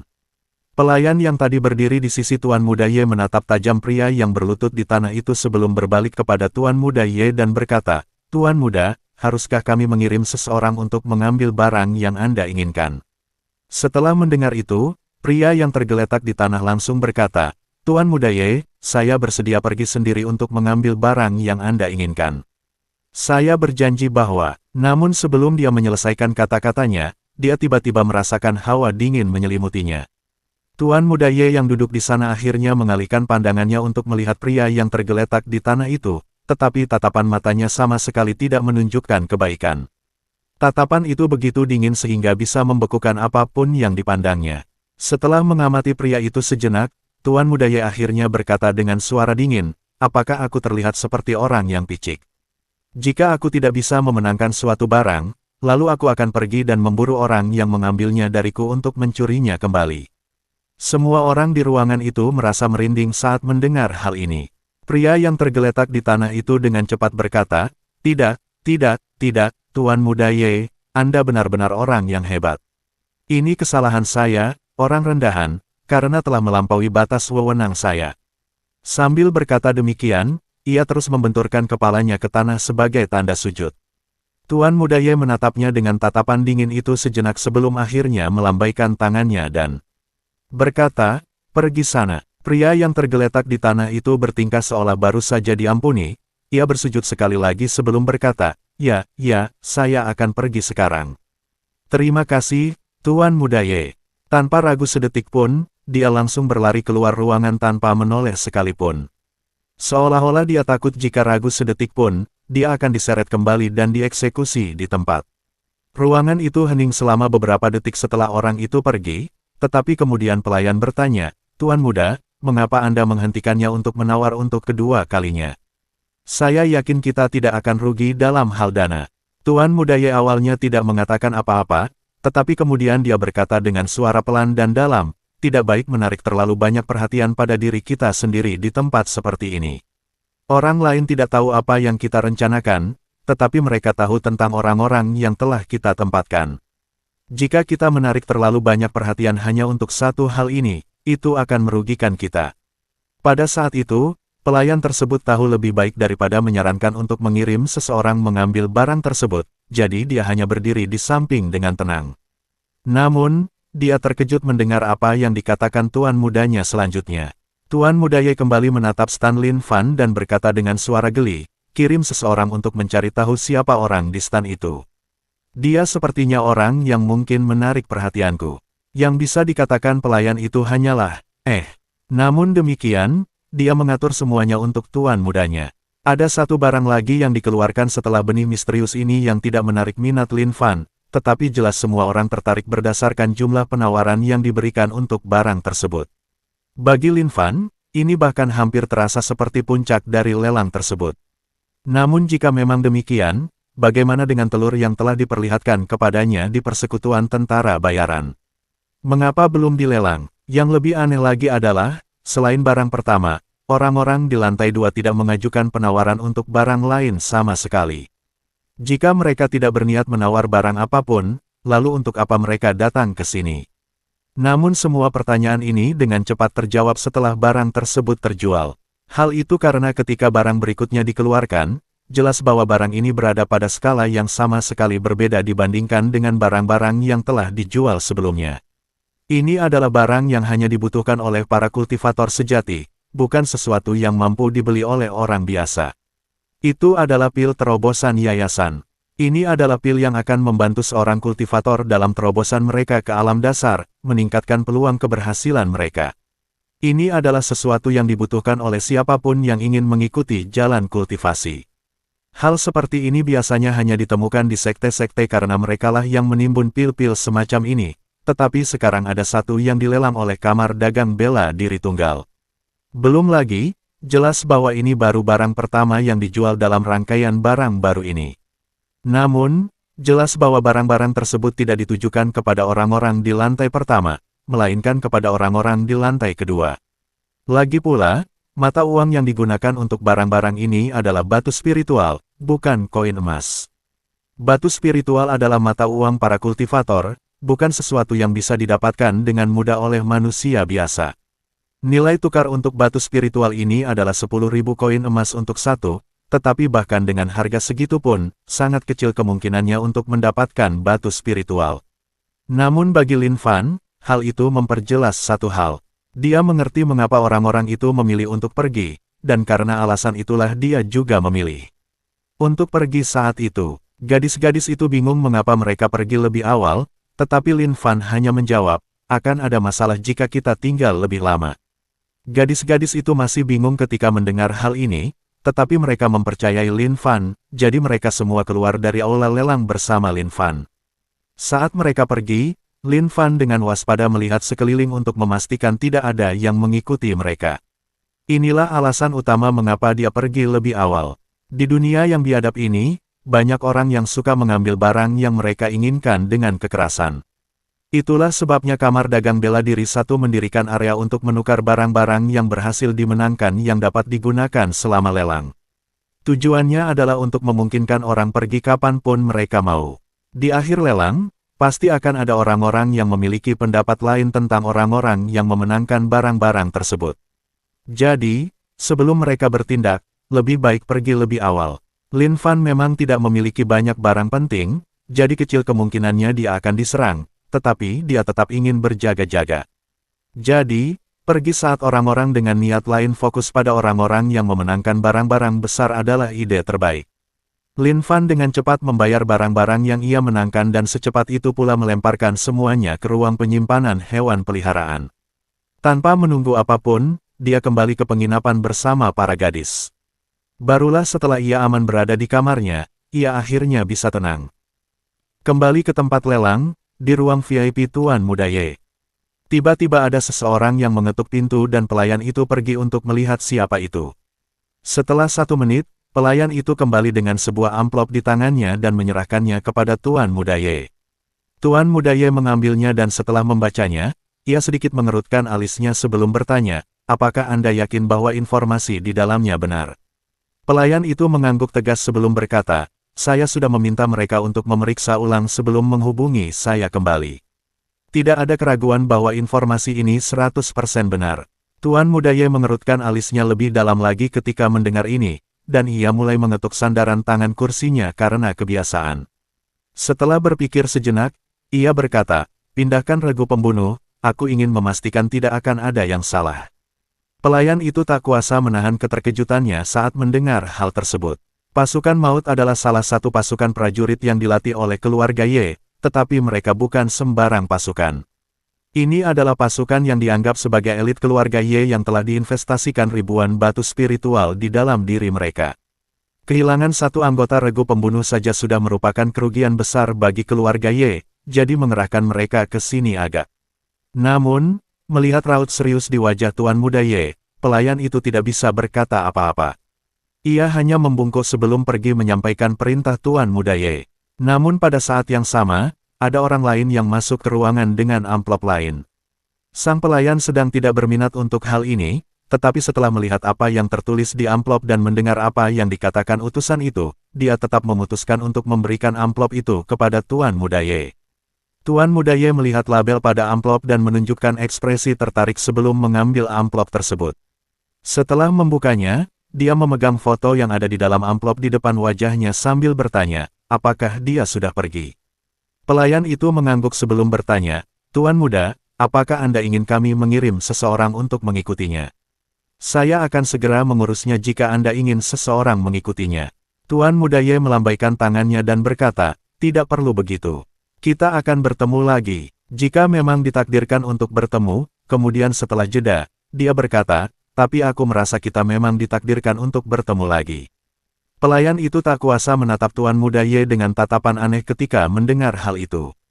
Dia belum pernah melihat Tuan Muda itu tertarik pada siapapun seperti ini, tetapi sekarang. Seolah-olah, begitu pikiran itu terlintas di benaknya, dia langsung menggelengkan kepala untuk menepis pikiran itu karena menurutnya sendiri itu adalah penghujatan. Namun kemudian dia mendengar sesuatu yang benar-benar mengejutkannya. Dia cukup tampan, bukan? Pelayan itu langsung terdiam kaku di tempatnya ketika mendengar hal itu. Ia ingin menoleh ke belakang dan menatap Tuan Muda Ye dengan ekspresi terkejut, tetapi pada saat yang sama, ia tidak berani menoleh. Lagi pula, jika Tuan Muda Ye melihatnya melakukan ini, ia bisa membayangkan bagaimana nasibnya nanti. Namun, inilah Tuan Muda Ye yang belum pernah mendekati wanita manapun sebelumnya, yang selalu menjaga jarak dengan semua wanita. Dia adalah Tuan Muda yang dingin dan angkuh yang diimpikan oleh banyak wanita. Namun mungkinkah alasan dia tidak mendekati wanita manapun adalah, mungkinkah Tuan Muda itu menyukai? Tidak, dia tidak bisa terus berpikir seperti ini. Pelayan itu sekali lagi menggelengkan kepalanya dan membuang semua pikiran itu. Dia hanyalah seorang pelayan rendahan dari keluarga Ye, ini bukanlah sesuatu yang pantas dia pikirkan. Sang majikan sudah mengatakan bahwa Tuan Muda sendirilah yang akan memutuskan siapa yang akan dicintainya, jadi ini bukanlah sesuatu yang perlu diintervensi oleh seorang pelayan seperti dia. Pelayan itu menundukkan kepala dan berlari pergi untuk melakukan urusannya sendiri. Adapun Tuan Muda Ye, ia hanya duduk di sana, memandang foto Lin Fan dengan senyum di wajahnya. Ye Qinghuan tertarik padamu. Perasaannya meningkat 10 kali lipat. Saat Lin Fan melihat notifikasi ini, dia langsung terkejut. Kamu Qinghuan, siapakah ini? Namun, nama keluarga orang ini adalah Ye, jadi mungkinkah dia berhubungan dengan Ye Tianxie? Tuan muda dari keluarga Ye, yang terhubung dengan sekte iblis surgawi. Tapi mengapa orang ini tertarik padanya? Lagi pula, dia tidak ada hubungannya dengan keluarga Ye dan dia belum pernah bertemu Ye Tianxie sebelumnya. Meskipun mereka berada di lelang yang sama, mereka terpisah oleh satu lantai penuh. Bahkan ketika Ye Tianxie menuju ke lantai 2, seharusnya dia tidak melihat Lin Fan di bilik pribadinya. Tidak ada hubungan apapun antara mereka berdua, namun tiba-tiba ada pemberitahuan ini. Namun setelah tidak mampu menemukan satu pun petunjuk, Lin Fan memutuskan untuk menyerah memikirkan hal ini. Kemungkinannya kecil dia akan pernah bertemu orang ini, jadi dia akan menganggapnya sebagai pertemuan kebetulan saja. Lagi pula, bukan berarti dia akan mencari setiap orang yang menyukainya. Jika mereka ditakdirkan untuk bertemu, mereka akan bertemu. Setelah memikirkan hal itu, Lin Fan pun fokus pada urusannya sendiri. Setelah kembali ke penginapan mereka dan memastikan tidak ada yang mengejar mereka, Lin Fan dan para gadis bersembunyi sepanjang malam untuk berjaga-jaga. Bukan hanya karena mereka ingin melindungi barang-barang mereka, tetapi juga untuk melindungi diri mereka sendiri. Setelah lelang, bukan hanya mereka yang akan berusaha membawa barang-barang mereka pulang dengan selamat. Lagi pula, ada banyak barang yang terjual di lelang hari ini. Dengan banyaknya orang yang berusaha mengeluarkan barang-barang yang mereka beli dengan aman dari kota, tidak diragukan lagi bahwa seluruh kota akan seperti medan perang. Terutama dengan para tamu VIP tersebut, sudah pasti akan ada para kultivator kuat yang saling bertarung. Daripada keluar dan mempertaruhkan nyawa mereka dengan terlibat dalam perkelahian ini, lebih baik bagi mereka untuk tetap bersembunyi di penginapan mereka. Suara pertempuran terus terdengar dari luar penginapan saat mereka mencoba tidur. Ketika mereka keluar keesokan harinya, mereka melihat bahwa pilihan mereka untuk bersembunyi di dalam penginapan adalah tepat. Bekas-bekas pertempuran dapat ditemukan di seluruh kota. Ada lubang-lubang di jalan, bangunan-bangunan yang hancur tak terhitung jumlahnya, dan juga genangan darah yang belum dibersihkan. Seandainya mereka berada di luar selama kejadian itu. Namun untuk saat ini, semua itu sudah berlalu karena semua orang yang membawa barang-barang sudah meninggalkan kota, sehingga tidak ada lagi pertempuran yang terjadi di dalam kota. Jadi, para gadis itu pergi berbelanja setelah sarapan, meninggalkan Lin Fan sendirian. Mereka sebenarnya bisa saja meninggalkan kota saat itu juga, tetapi karena masih ada pertempuran yang terjadi di luar kota, bepergian menjadi terlalu berbahaya. Nah, ada alasan lain mengapa mereka tetap tinggal di kota itu. Akan ada pertunjukan kembang api yang diadakan 2 hari lagi oleh Kamar Dagang Wan Martial untuk memperingati keberhasilan lelang mereka, jadi karena para gadis ingin melihatnya, Lin Fan memutuskan untuk tinggal 2 hari lagi di sini. Namun karena dia tidak punya kegiatan lain saat para gadis berbelanja, karena dia sendiri tidak ingin berbelanja, atau lebih tepatnya, tidak ada yang bisa dia beli, dia memutuskan untuk mengambil misi di persekutuan tentara bayaran sekaligus menemui Xia Mei untuk melihat apakah dia memiliki informasi baru. Tidak ada informasi baru baginya, jadi dia hanya memilih misi yang tampak mudah dan langsung berangkat. Lagi pula, sebagian besar dananya sudah habis karena lelang tersebut, jadi dia harus bekerja keras untuk mendapatkan lebih banyak uang. Misi yang dipilihnya adalah memburu salamander api. Ini adalah makhluk roh yang hidup di wilayah sekitar kolam lava dekat kota. Alasan dia memilih misi ini adalah, pertama, karena lokasinya dekat dengan kota sehingga tidak mungkin ada orang yang tinggal di sana, dan kedua, karena lingkungan di sana sangat keras, sehingga tidak ada yang akan berpikir untuk melarikan diri melalui tempat ini. Jadi sangat mungkin tidak ada seorang pun yang terkait dengan lelang tersebut di sana. Ini juga merupakan waktu yang lama sejak Lin Fan sendirian, jadi ini bisa dianggap sebagai liburan baginya. Setelah keluar dari kota, hal pertama yang dia lakukan adalah menyapa, "Hai." Begitu Hai keluar, Lin Fan mendapati Shiro berada di atas kepalanya dan Hayase menunggangi punggungnya. Setelah tiba di Inferno City, dia tidak bisa memanggil hewan peliharaannya sesering sebelumnya.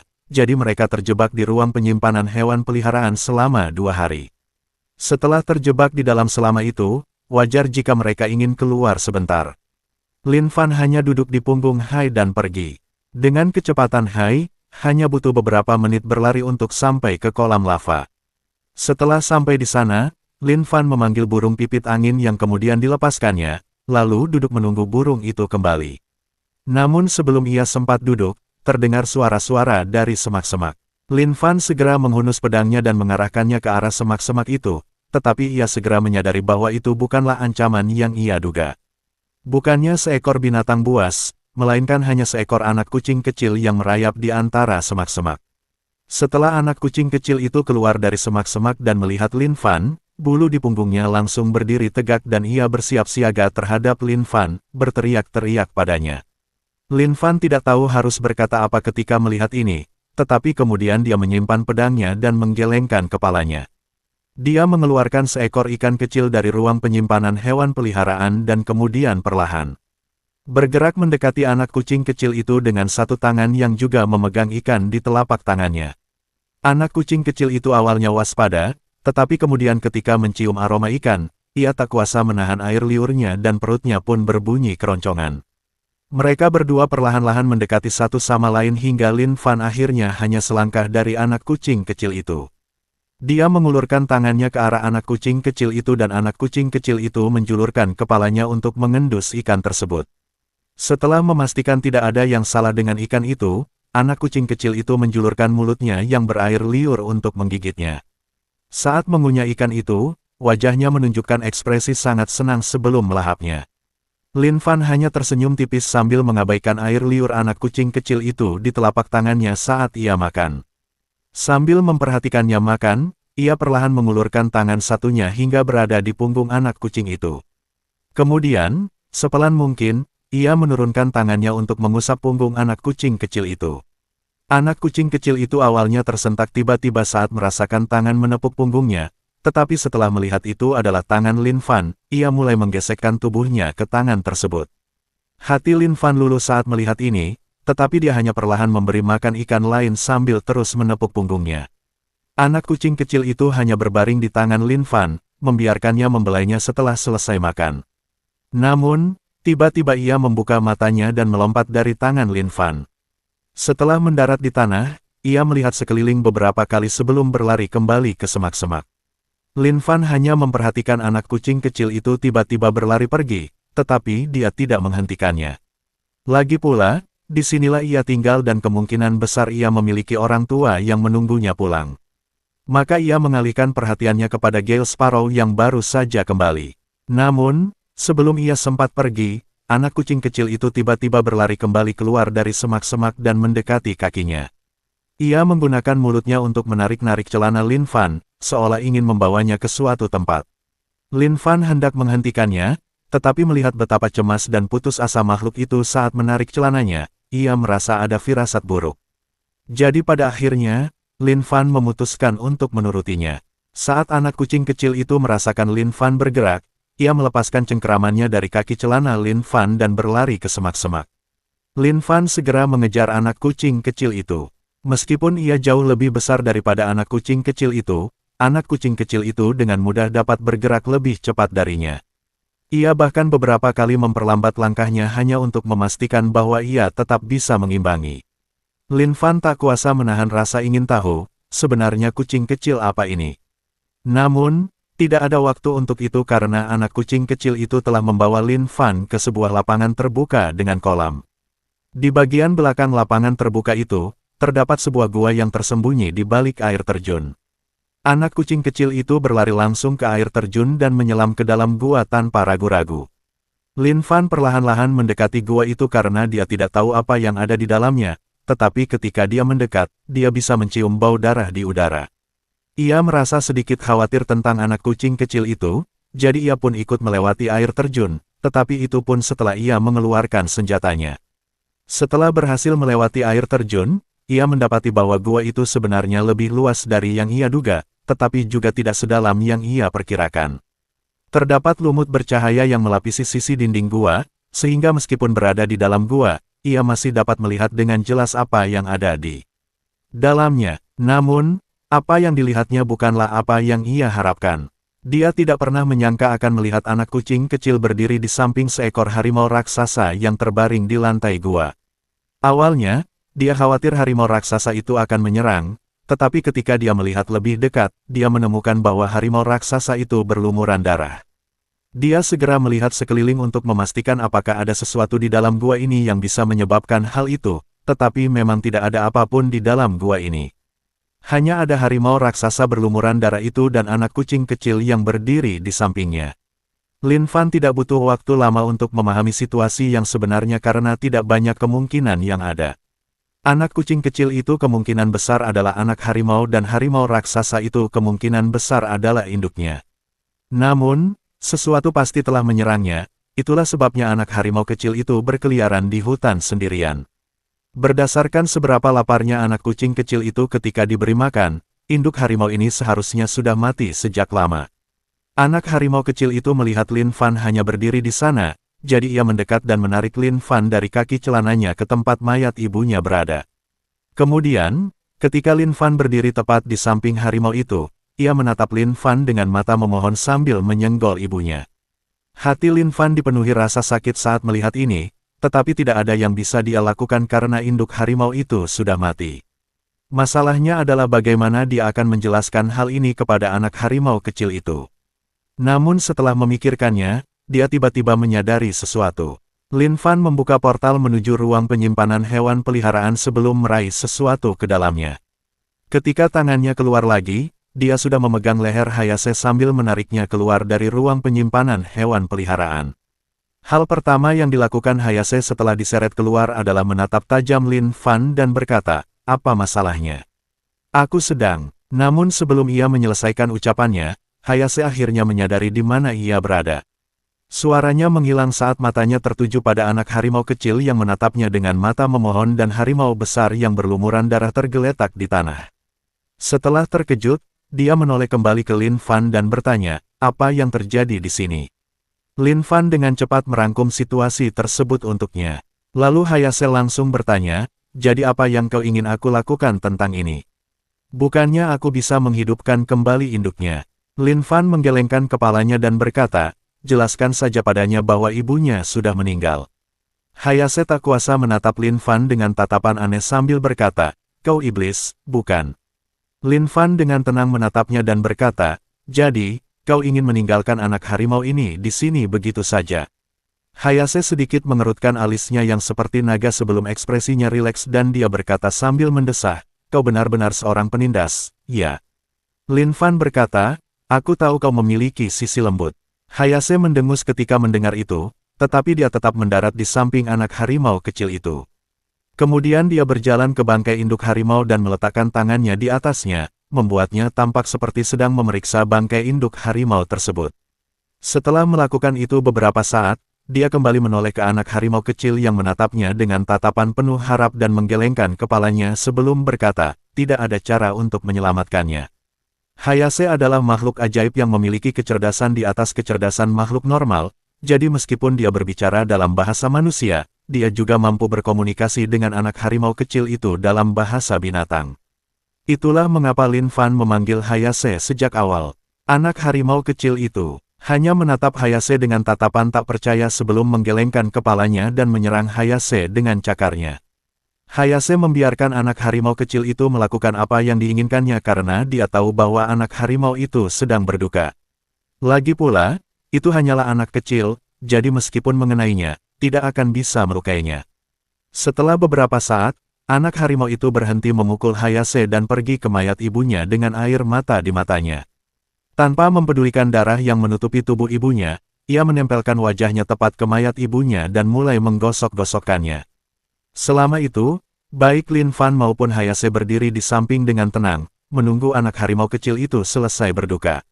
Setelah sekitar 15 menit, anak harimau itu akhirnya kembali menatap Lin Fan dan Hayase, tetapi kali ini, tatapannya berbeda. Setelah berduka yang telah dilakukannya, ia akhirnya menerima kenyataan bahwa Hayase telah memberitahunya. Lin Fan mengangguk kepada Hayase ketika melihat ini, lalu ia maju menghampiri anak harimau itu dan berkata, "Jika kau mau, kau bisa ikut bersama kami."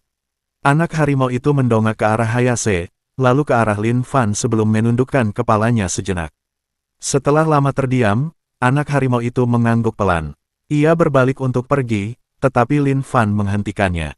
Anak harimau itu bingung ketika melihat Lin Fan menghentikannya, tetapi kemudian ia melihat Lin Fan mendekati mayat ibunya dan ia langsung melompat di antara Lin Fan dan mayat tersebut. Lin Fan dengan tenang berkata, "Setidaknya kita harus menguburnya sebelum pergi, kan?" Setelah Hayase membantunya menerjemahkan, anak harimau kecil itu menoleh ke arah mayat ibunya lalu mengangguk. Dengan Lin Fan yang melakukan sebagian besar pekerjaan, sebuah lubang dengan cepat digali dan induk harimau dimasukkan ke dalam lubang tersebut. Tidak banyak percakapan yang terjadi selama pemakaman ini karena hanya melibatkan penguburan induk harimau ke dalam tanah. Setelah induk harimau dikuburkan, anak harimau kecil itu sekali lagi berdiri di sana dengan linglung, menatap tanah yang tertutup di atas induknya. Lin Fan membungkuk untuk mengambilnya sebelum menepuknya dan berkata kepadanya, "Kamu sekarang bagian dari keluarga kami, oke?" Setelah Hayase menerjemahkannya, anak harimau kecil itu mendongak ke arah Lin Fan dan mengangguk. "Harimau putih, anak tersentuh oleh kata-katamu. Kasih sayangnya meningkat sebesar 50. Target untuk dijinakkan telah terdeteksi. Apakah tuan rumah ingin menjinakkan harimau putih, anak?" Lin Fan diam-diam mengiyakan seperti biasanya, tetapi kemudian dia tiba-tiba bereaksi terhadap isi notifikasi tersebut.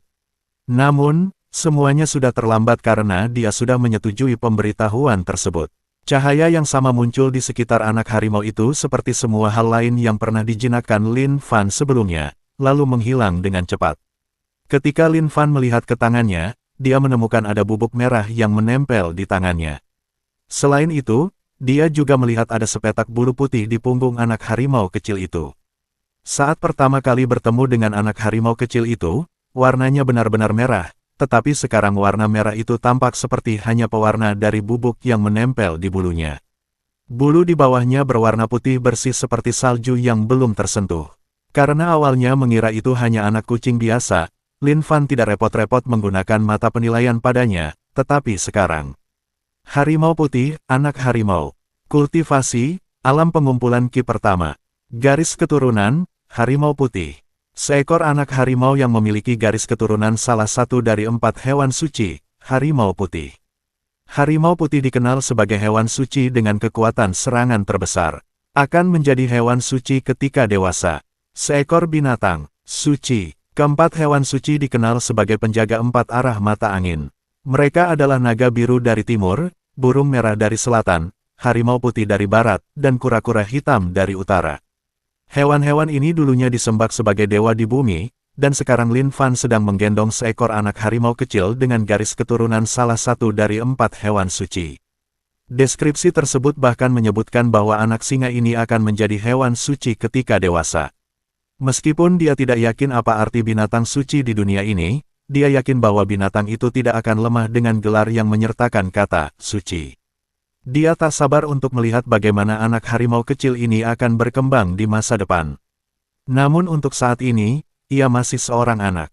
Lalu setelah memikirkannya, dia teringat sesuatu, jika anak itu memiliki garis keturunan harimau putih, bukankah itu berarti ibunya juga memiliki garis keturunan yang sama? Lin Fan tak kuasa menahan diri untuk tidak melihat makam itu, tetapi ia mendapati bahwa makam itu tidak seperti yang ia harapkan. Induk harimau yang telah dikubur hanyalah roh harimau biasa. Artinya, garis keturunan itu pasti berasal dari sang ayah, tapi di manakah ayah dari anak harimau kecil ini? Lin Fan tenggelam dalam pikirannya hingga tiba-tiba anak harimau kecil itu menusuk tangannya dengan hidungnya. Lin Fan terkejut merasakan kelembutan ini, tetapi kemudian dia hanya tersenyum dan melupakan semua itu. Pada akhirnya, semuanya baik-baik saja karena anak harimau kecil ini memang sangat lucu. Lucu itu adil. Setelah semuanya beres, Lin Fan membawa anak harimau kecil itu ke kolam di tempat terbuka untuk memandikannya sebelum membawanya ke ruang penyimpanan hewan peliharaan. Anak harimau kecil itu berlarian ke sana kemari di ruang penyimpanan hewan peliharaan seolah-olah telah menemukan dunia baru sebelum akhirnya berbaring di depan pohon muda dunia untuk tidur siang. Lin Fan memandang anak harimau kecil itu dengan senyum di wajahnya sebelum pergi. Lagi pula, dia masih memiliki misi yang harus dia selesaikan. Burung pipit angin sudah menemukan lokasi sarang salamander api, jadi Lin Fan tidak perlu membuang waktu mencarinya. Namun, karena ia mengambil jalan memutar ke sarang Xiao Bai, ia sekarang cukup jauh dari sarang salamander api. Xiao Bai, itulah nama yang dipilihnya untuk anak harimau putih itu. Namun, itu bukanlah apa-apa jika dibandingkan dengan kecepatan Hai, sehingga Lin Fan mampu mencapainya setelah setengah jam. Ketika dia tiba di sarang salamander api, hal pertama yang dia lakukan adalah mulai melihat sekeliling area tersebut. Dia tahu di mana salamander api berada, tetapi itu tidak berarti dia ingin menyerangnya secara langsung meskipun dia bisa menang karena salamander api hanya berada di alam pengumpulan Ki ketiga. Daripada membuang-buang energinya, lebih baik mencari tempat yang bagus untuk menjebak salamander api di area sekitarnya dan kemudian menghabisinya dalam satu serangan.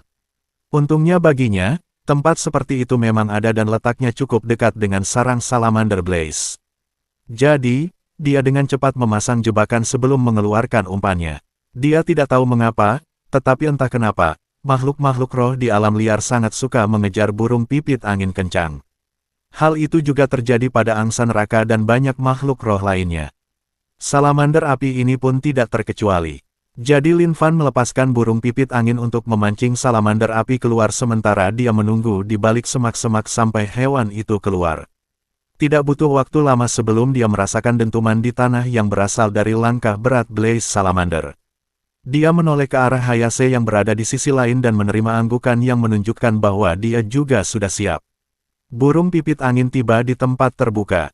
Lebih dulu, tetapi diikuti dari dekat oleh salamander api. Namun begitu burung pipit angin terbang ke tempat terbuka, ia langsung melesat ke langit, di luar jangkauan salamander api. Tentu saja, salamander api tidak menyerah saat ia menatap langit ke arah burung pipit angin kencang. Ia mendongakkan kepalanya ke belakang saat tenggorokannya tiba-tiba mulai membengkak dan saat membengkak, muncul warna merah di kulit sekitar lehernya. Jelas terlihat bahwa kobaran api sedang disiapkan untuk menembak jatuh Gale Sparrow. Namun, justru inilah yang ditunggu-tunggu Lin Fan. Dia mengangkat tangannya yang dikelilingi cahaya biru, dan setelah beberapa detik, sebuah dinding es tiba-tiba muncul di udara di atas Blaze Salamander. Dinding es itu muncul tepat di antara Blaze Salamander dan Gale Sparrow. Salamander api itu tidak sempat menahan diri untuk tidak melepaskan semburan apinya, sehingga ia menembakkannya tepat ke dinding es. Namun, ketika menyentuh dinding es, benda itu terserap sepenuhnya. Kemudian setelah beberapa detik, dengan cahaya biru, muncul kobaran api biru yang menghujani Blaze Salamander. Salamander api itu terkejut dan segera mengeluarkan semburan api lain untuk melawan api tersebut. Tetapi ia mendapati bahwa api biru itu sebenarnya lebih kuat daripada semburan apinya. Maka ia pun mengeluarkan lebih banyak api dari mulutnya untuk melawan api biru itu. Pada saat itulah Hayase tiba-tiba melepaskan semburan air yang telah ia padatkan sepanjang waktu. Karena Blaze Salamander teralihkan perhatiannya oleh kobaran api biru yang menghujaninya, ia tidak dapat bereaksi tepat waktu terhadap semburan air yang tiba-tiba melesat keluar. Semburan air itu melesat tanpa hambatan di udara, menembus leher salamander api, meninggalkan jejak darah yang beterbangan di udara. Lalu tanpa jeda, garis darah terbentuk di leher salamander api sebelum kepalanya tiba-tiba terpisah dari tubuhnya. Kepala itu terlepas dari leher sebelum jatuh ke tanah dengan cipratan darah. Kobaran api biru yang tadinya berada di atasnya tiba-tiba mendarat di mayat salamander api, tetapi Lin Fan dengan cepat memadamkan api tersebut agar tidak melukai mayat dan mengurangi nilainya. Namun, dengan dia dan Hayase bekerja sama, ini hampir terlalu mudah bagi mereka. Lin Fan tidak membuang waktu, ia segera memasukkan mayat salamander api ke ruang penyimpanan hewan peliharaan sebelum bergegas meninggalkan area ini. Sekalipun dia berhasil menghabisi Blaze Salamander dalam satu pukulan, semua kobaran api yang dikeluarkannya telah menimbulkan banyak suara dan menjadi daya tarik tersendiri, jadi lebih baik untuk segera pergi dari sini sebelum hal-hal lain muncul. Namun Lin Fan tidak langsung kembali ke kota, melainkan pergi ke sarang salamander api. Lagi pula, ini adalah sarang binatang spiritual alam pengumpul Ki ketiga, pasti ada beberapa barang berharga di sana. Ternyata, Lin Fan tidak kecewa dengan apa yang dia temukan. Awalnya sepertinya tidak ada apa-apa, tetapi kemudian dia melihat ada beberapa jamur yang tumbuh di dinding. Awalnya mereka tampak seperti jamur biasa baginya, tetapi kemudian dia menggunakan mata penilaiannya untuk menemukan bahwa ini adalah jamur yang mengandung konsentrasi energi api elemental yang kuat. Jamur ini dapat digunakan untuk memurnikan pil atau membantu dalam pengembangan teknik kultivasi yang terkait dengan api, sehingga nilainya akan cukup tinggi. Lin Fan sama sekali tidak ragu-ragu saat memanen semua jamur itu dan melemparkannya semua ke ruang penyimpanan hewan peliharaan. Kemudian dia menyisir seluruh gua untuk melihat apakah ada hal lain, tetapi dia tidak menemukan apapun. Itu berlangsung hingga saat-saat terakhir ketika dia akhirnya menemukan sebuah sudut yang aneh. Bukan karena guanya sendiri yang aneh, melainkan karena ada formasi batuan yang aneh di sana. Itu adalah jenis formasi batuan yang tampaknya tidak seharusnya ada di sana, semacam formasi batuan yang seolah-olah buatan manusia. Lin Fan tak kuasa menahan rasa penasaran, jadi dia mulai mengorek-ngorek formasi batuan itu. Perlahan-lahan dia menarik satu demi satu batu dari formasi tersebut hingga akhirnya menemukan apa yang ada di baliknya. Begitu harta karun yang ia temukan terungkap, matanya terbelalak dan mulutnya tak bisa menutup. Yang terungkap adalah sebuah batu yang sangat sederhana dan halus, tetapi itu adalah sesuatu yang dikenali Lin Fan karena dia sudah pernah melihat gambarnya sebelumnya. Meskipun tampak seperti batu, sebenarnya itu bukanlah batu sama sekali. Itu adalah sebutir telur, telur itulah yang seharusnya menjadi barang terakhir dalam lelang kamar dagang Wan Martial. Telur ini seharusnya menjadi barang paling berharga yang dijual di sana dan seharusnya dijaga ketat oleh siapapun yang memenangkannya. Jadi apa yang dilakukannya di sini? Lin Fan hendak mengulurkan tangannya ke arah telur itu, tetapi kemudian dia dengan cepat menariknya kembali sambil melihat sekelilingnya. Setelah berpikir sejenak, dia tetap mengulurkan tangan dan mengambil telur itu.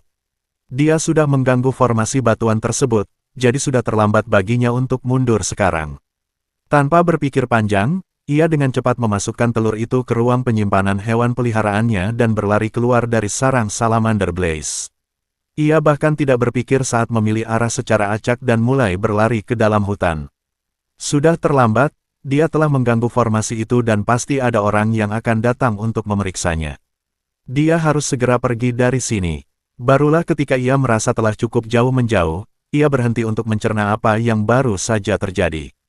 Namun, bagaimanapun ia memikirkannya, satu-satunya pikiran yang terlintas di benaknya adalah bahwa ia telah tamat.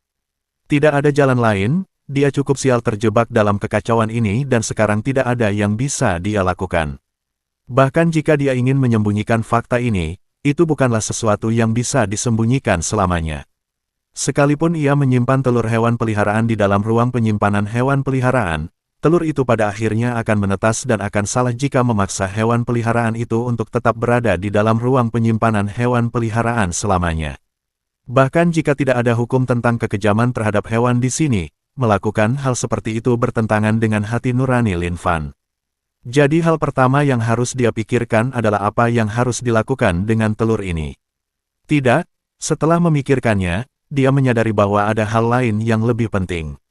Setelah bersembunyi, Lin Fan memanggil Gale Sparrow dan melepaskannya untuk mulai memeriksa area sekitarnya.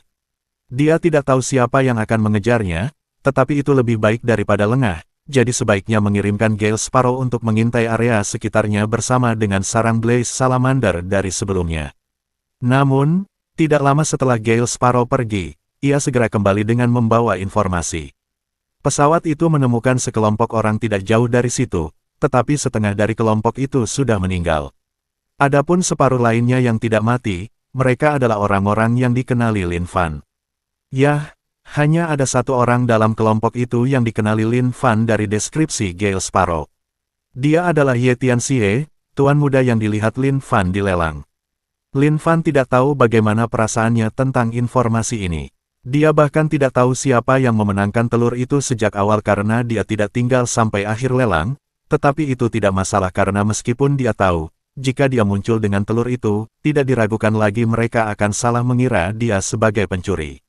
Namun, Lin Fan juga tak bisa menahan diri untuk tidak memikirkan sesuatu yang pernah terjadi sebelumnya.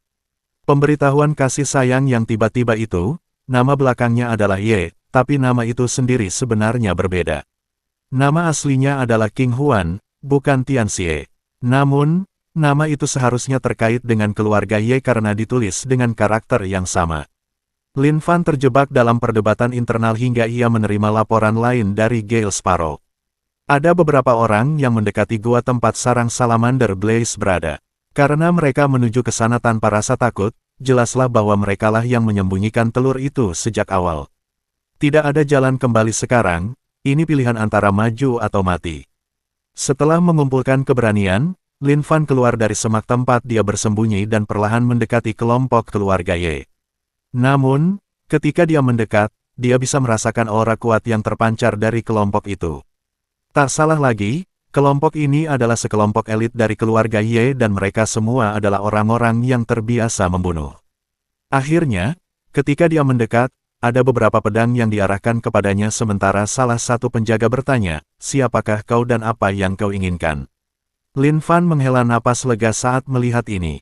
Setidaknya, mereka bukanlah orang-orang yang membunuh tanpa pandang bulu. Jika tidak, dia pasti akan mendapat masalah. Lin Fan mengangkat tangannya untuk menunjukkan bahwa dia tidak bermaksud buruk sebelum berkata, saya ingin berbicara dengan Tuan Muda Ye, saya rasa saya memiliki sesuatu yang akan menarik minatnya. Penjaga yang berbicara sebelumnya mendengus sebelum mengangkat pedangnya dan berkata, sungguh lancang. Kau berani menyapa Tuan Muda dengan begitu seenaknya.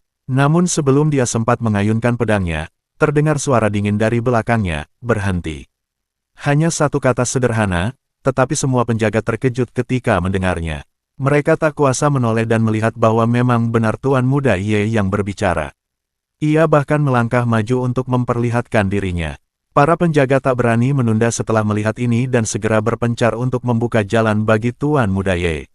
Namun, pada akhirnya mereka tetaplah para penjaga, jadi mereka tetap cukup dekat dengan Lin Fan untuk menebasnya kapan saja. Tuan Muda Ye melangkah maju beberapa langkah hingga hanya beberapa langkah dari Lin Fan, tetapi dia tidak mengatakan apapun ketika berhenti.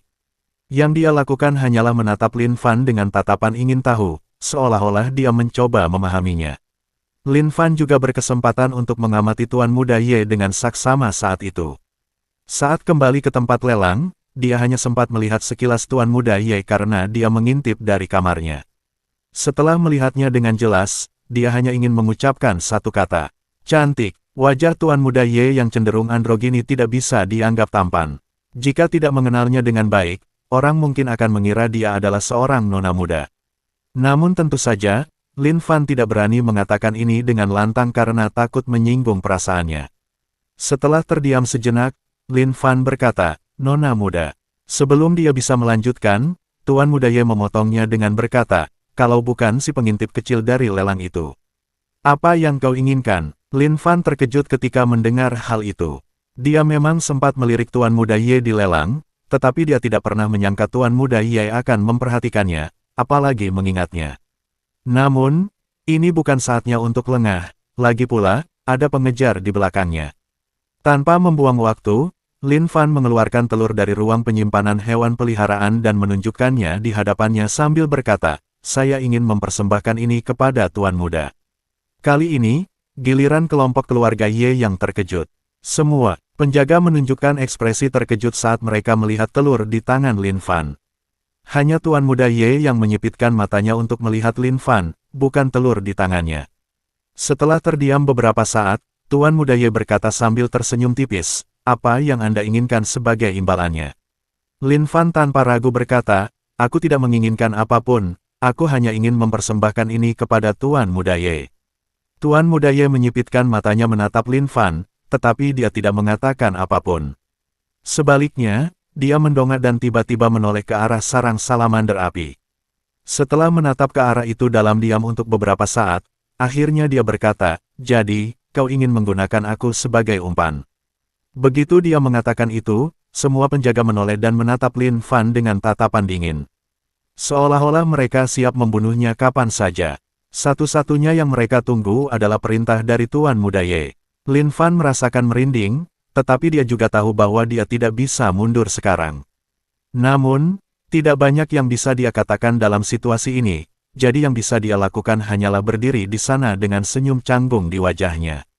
Pada saat yang sama, ia dipenuhi kekaguman terhadap Tuan Muda Ye.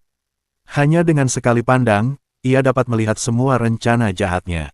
Semua orang terdiam sambil menunggu Tuan Muda Ye berbicara.